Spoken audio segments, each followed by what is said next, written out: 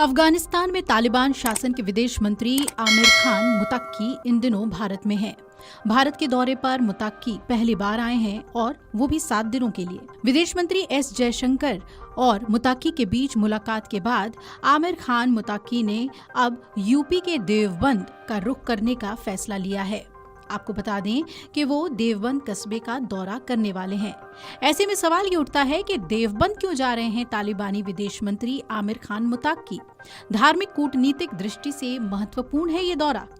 देवबंद और तालिबान का आखिर क्या कनेक्शन है? तो जो जानकारियां सामने आ रही हैं उसके मुताबिक आज शाम तक देवबंद में आमिर खान मुत्तकी रहेंगे और वो यहाँ के प्रबंधन और प्रमुख मौलानाओं से मुलाकात करेंगे।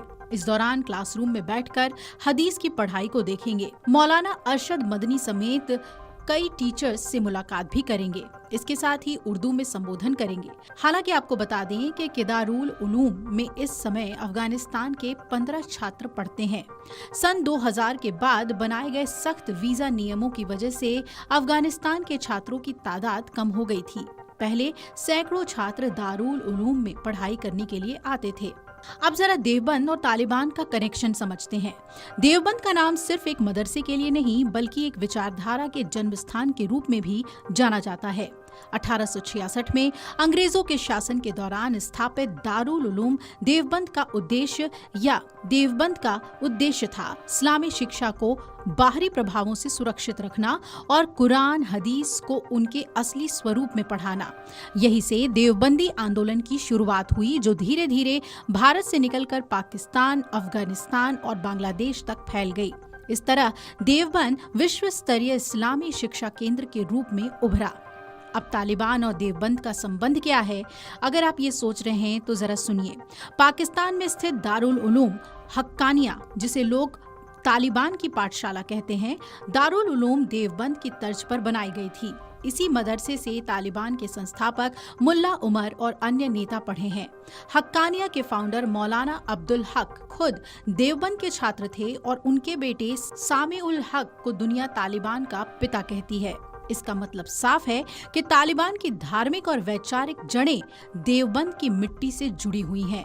देवबंद और तालिबान दोनों हनफी फिकह पर आधारित हैं। ये सुन्नी इस्लाम की 4 प्रमुख विधियों में से एक है जिसे 8वीं सदी में इमाम अबू हनीफा ने स्थापित किया। हनफी फिकह तर्क और समझदारी पर जोर देती है और भारत, पाकिस्तान और अफगानिस्तान में सबसे अधिक मान्य है। देवबंद ने हनफी फिकह को अपनी शिक्षा की नींव बनाया और तालिबान ने अपने कानून और नियमों के लिए इसी पर आधार रखा। अब जब तालिबान के विदेश मंत्री आमिर खान मुत्तकी भारत आए हैं, उनका देवबंद दौरा सिर्फ धार्मिक ही नहीं बल्कि राजनीतिक महत्व का भी है। ये संकेत है कि तालिबान पाकिस्तान से हटकर भारत जैसे देशों के साथ रिश्ते सुधारना चाहता है। पाकिस्तान और तालिबान के रिश्तों में हाल ही में तनाव भी बढ़े हैं। सीमा विवाद, आतंकवादी घटनाएं और भरोसे की कमी के कारण मुत्तकी का भारत और देवबंद दौरा स्पिरिचुअल डिप्लोमेसी यानी धार्मिक कूटनीति का हिस्सा माना जा रहा है। दारुल उलूम देवबंद केवल एक मदरसा नहीं है बल्कि ये वैश्विक इस्लामिक शिक्षा और धार्मिक विचारधारा का केंद्र है। यहाँ न केवल धार्मिक शिक्षा दी जाती है बल्कि ये देवबंदी विचारधारा का जन्म स्थान भी है, जिससे भारतीय उपमहाद्वीप में मुस्लिम समाज की धार्मिक, सामाजिक और राजनीतिक सोच को गहराई से प्रभावित किया। इसकी स्थापना 31 मई 1866 को मौलाना मोहम्मद कासिम नानोतवी, हाजी आबिद हुसैन और अन्य विद्वानों ने की थी। संस्था की शुरुआत एक पुरानी मस्जिद छत्ता से हुई थी। देवबंद केवल इस्लामी शिक्षा का केंद्र नहीं। अफगानिस्तान में अल्हम्दुलिल्लाह इस्लामी हुकूमत है और इस्लाम में सबका हुकूक महफूज है। वहाँ पे मर्द हो या औरत, बाहर से आया हुआ लोग तिजारत के लिए हो या अपना लोग, ये सब वहाँ पे नाफिज़ा क़वानीन के तहत अपने हुकूक से बरखुरदार है।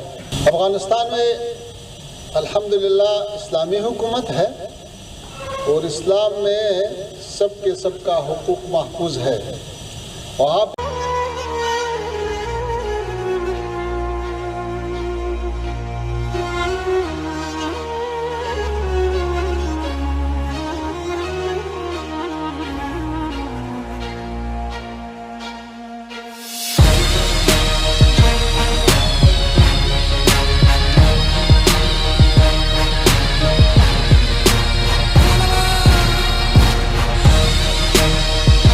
इस वक्त आप देख रहे हैं अफगानिस्तान के वजीर खारजा मौलवी अमीर खान मुत्तकी जो दारुल उलूम देवबंद की दारुल हदीस में तशरीफ ले गए थे, वो अभी दारुल हदीस से बाहर निकल रहे हैं और चूंकि अभी शिरकत की और इस वक्त तशरीफ ले जा रहे हैं, सिक्योरिटी के मुकम्मल इंतजाम हैं, उसके साथ में पूरे प्रोटोकॉल के साथ उन्हें यहाँ से वापस ले जाया जा रहा है। तस्वीरें हम आपको दिखाने की कोशिश कर रहे हैं। आप देख सकते हैं उनकी गाड़ी फूलों से अभी भी सजी हुई है, इर्द गिर्द से तलबा ने घेरा हुआ है ताकि उनकी हिफाजत को यकीनी बनाया जा सके। उसी के साथ उनके आगे पीछे तलबा का जम्मे गफीर आपको नजर आ रहा होगा।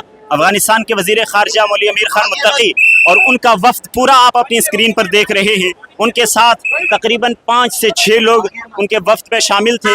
वहीं सिक्योरिटी के पूरे इंतजामात प्रोटोकॉल के साथ एम्बुलेंस, सिक्योरिटी की गाड़ियाँ सारी यहाँ पर आप तस्वीरों में देख रहे होंगे।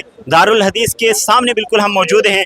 दारुल हदीस में वो तशरीफ़ ले गए और वहाँ पर मोहतमीम साहब यानी मुफ्ती अब्दुल कासिम नौमानी साहब के दरस हदीस में वो शरीक हुए, दरस हदीस सुना, समात किया, तलबा से सलाम किया और कहा कि ये मेरा मादर इल्मी दारुल उलूम देवबंद है। आगे वाले बैठ जाओ भाई।